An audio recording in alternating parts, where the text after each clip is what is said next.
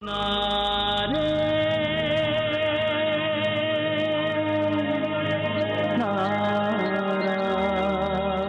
தேவையான அளவுக்கு நேரம் எடுத்து இத பத்தி யோசிங்க. அதுக்கப்புறமா இத பத்தி ஒரு முடிவு சொன்னா போதும்.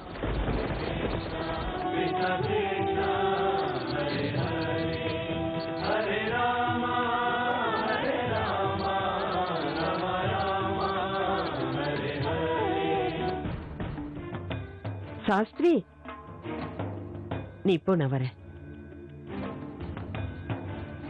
என்னாச்சு சாஸ்திரி? நான் அத பத்தி தான் பேசிட்டு இருந்தேன். ஆனா அவர் இத பத்தி எதுவும் பதிலே சொல்லல. நான் தான் அவர்கிட்ட நல்லா யோசனை பண்ணி அப்புறமா சொல்லுங்கன்னு சொன்னேன். யோசிச்சா தானே இத பத்தி ஒரு முடிவு எடுக்க முடியும். ஹாய் அக்கா, என்ன பண்றீங்க? வாங்க என் கூட. எங்க? ஓஹோ, சொல்றேன், வாங்க என் கூட. ஏய், செம்ம ஜாலியா இருக்கும், வாங்களே. ஏய் தீபிகா, என்னதான் உன் ப்ராப்ளம்? Hello, excuse me. அக்கா, தேவா இன்னைக்கு என்ன பண்ணாருன்னு தெரியுமா? தேவா நிறைய குழந்தைங்களை இங்க பாடுறதுக்காக கூட்டிட்டு வந்திருக்காரா, உங்களுக்கு தெரியுமா?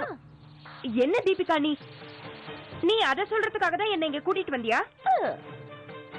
அன்பிலீவபிள். உனக்கு வேணா யாருமே இல்ல, உன்னோட வாய் மட்டும்தான். அக்கா, நீங்க இருக்கீங்களே, எந்த விஷயத்துக்கு எப்ப டென்ஷன் ஆனன்னு தெரியாது. என்ன சென்னி, ஏன் இவ்வளவு கோபமா இருக்கீங்க? அது வந்து உன் வைஃப் இருக்காளே, நான் ஒரு முக்கியமான வேலையில இருக்கும்போது என்னை எதுக்காக இங்க கூட்டிட்டு வந்தான்னு தெரியுமா உனக்கு? தெரியல, சொல்லுங்க. என்னத்த சொல்றது, அங்க நான் பாட்டி கிட்ட முக்கியமான விஷயம் பத்தி பேசிட்டு இருந்தேன். ரியலி? அவங்க அங்க ஏதோ முக்கியமா பேசிட்டு இருக்காங்கன்னு சொல்றீங்க, அப்புறம் ஏன் இங்க இருக்கிறீங்க? தீபிகா, அங்க போய் ஏதாவது வேலை இருந்தா பாரு, நானும் நீயும் பாத்துட்டு வரோம். சரி, வாங்க வாங்க, நீ போலாம். நீங்க எல்லாரும் என்ன முடிவு எடுத்திருக்கீங்களோ அது சரியான முடிவுதான். அதனால நானும் இதுக்கு சம்மதிக்கிறேன். நான் ராதிகாவை கல்யாணம் பண்ணிக்கிறதுக்கு தயாரா இருக்கேன். இந்த விஷயத்த ராதிகா கிட்ட நானே கேட்டுக்கிறேன். ரொம்ப சந்தோஷம், நீங்களே கேட்டுக்கங்க. சரி, நீங்க போய் வேலையை பாருங்க. இதுக்கு மேலேயும் இங்கே அங்கே இங்கே சுத்திட்டு இருக்கணும்னு ஒன்றும் அவசியம் இல்லை. போ, வீட்டுக்கு போ. ஆனா பாட்டிமா, இன்னைக்கு கண்ணனோட ஜென்மாஷ்டமி. இப்போ மகா ஆரத்தி எடுக்க போறாங்க. அதோட எல்லாரும் அவரை தொட்டில வைக்க போறாங்க. பாட்டிமா, நான் இங்கேயே இருக்கேனே. அதுக்கு நீ இங்க இருக்கணும்னு ஒன்றும் அவசியம் இல்லை. ராதிகா,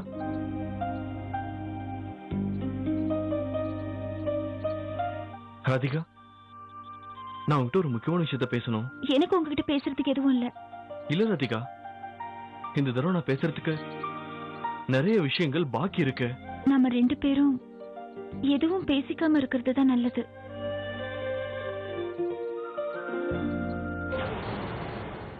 ராதிகா, அங்க எங்கம்மா போற?